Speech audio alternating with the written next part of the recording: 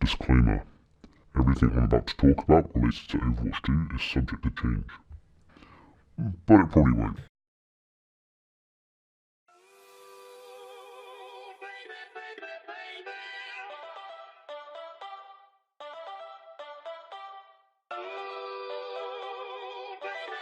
Overwatch 2 is a game. At least, that's what Blizzard Entertainment wants you to think. Overwatch 2 is a sequel to Overwatch, obviously. Overwatch came out on the 24th of May 2016. I know this because that is 4 days off my birthday, the 28th, and I got it for my birthday.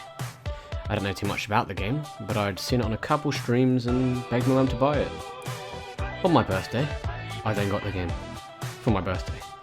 And a few skins. Oh yeah, and a t-shirt. That I might have lost. Either way, I started playing and it was really fun. Over the duration of the next fortnight. No, not that one. Over the duration of the next 2 weeks, my friends had also got the game. We played together almost every day for the next year or so, improving our aim, game sense, and game knowledge. We enjoyed the wide cast of characters the game had to give, both for their fun personalities and unique playstyles. It was clear that some of the characters were inspired by characters from other games, but we didn't care. It wasn't long before we got into the competitive side of the game, sweating out the most try-hard compositions, getting angry in voice channels, and losing SR. A lot of SR. More recently, Overwatch has been suffering from issues within its competitive system. Toxicity is at an all-time high, player numbers have been dropping rapidly, and it almost seems like Blizz is trying to fix comp every patch, and failing every patch. That's when I was shocked to hear that not only that the game would be getting a sequel, it would be bringing no changes to Overwatch's competitive mode. So, if Overwatch 2 isn't improving upon the original, then what is Overwatch 2? Well, Overwatch 2, at least from what I can tell so far, is a campaign, just like any other shooters, and a survival mode, similar to that of Team Fortress 2's Man vs Machine, or my personal favourite, Plants vs Zombies Garden Warfare's Garden Ops mode. You pick your heroes, with a group of friends, co-op style, and waves of enemies come to destroy you, or an objective you gotta defend. With these 2 new modes, the devs are adding new skins, new sprays, new emotes, and new maps. The devs have gone out on saying that these new maps will work with both the new modes and the original multiplayer. So now, viewer, you might be saying, but Jez, if they're adding all this content and it's completely optional, what's your problem? And my response would be that I have no issues with the idea of Overwatch 2. But I do have an issue with the fact that this project has taken time and money for Blizzard to make. And whilst I don't know what goes on at Blizz HQ or in Jeff Kaplan's Yule log room, I still think this money could have been better spent. Now, it's no secret companies love money. I mean, who doesn't, right? Look at this guy. Bang.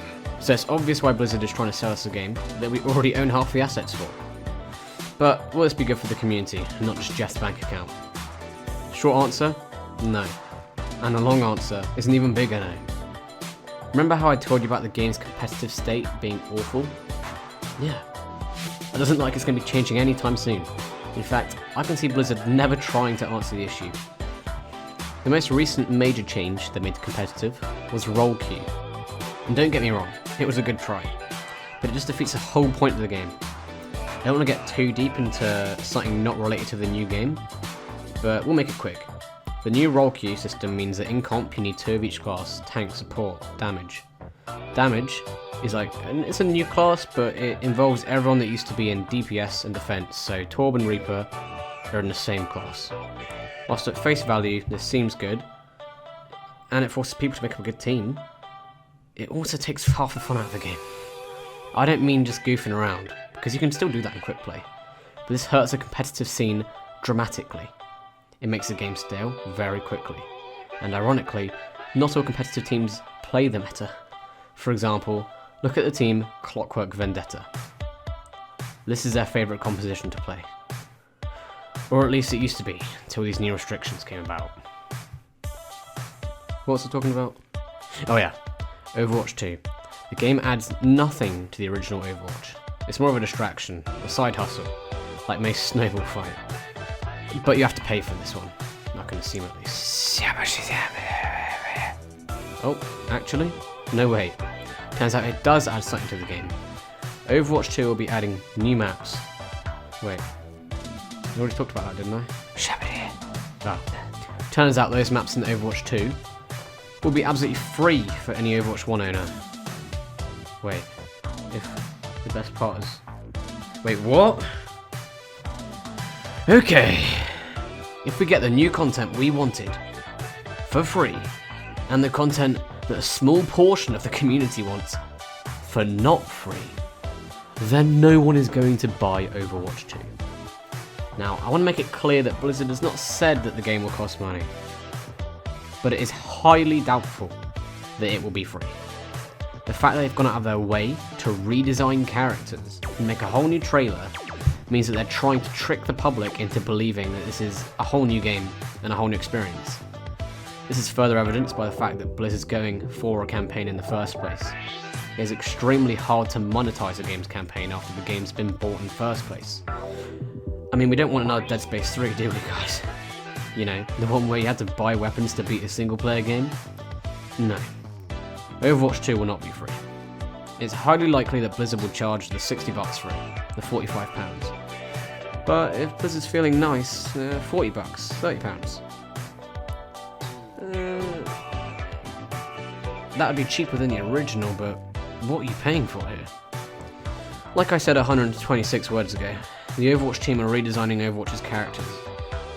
We don't know if all the characters are getting new outfits, but we do know that Tracer, Winston, Mercy, Lucio, Reinhardt, and Mei will be receiving new looks.